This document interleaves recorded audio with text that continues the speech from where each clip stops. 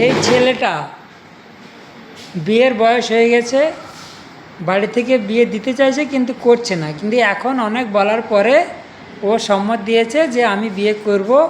তো যদি কোনো ভালো পাত্রী থাকে তাহলে যোগাযোগ করতে পারেন। ছেলেটা ভালো, ছেলেটা ভালো, দেখতে শুনতে ভালো, টাকা পয়সা ইনকাম করে।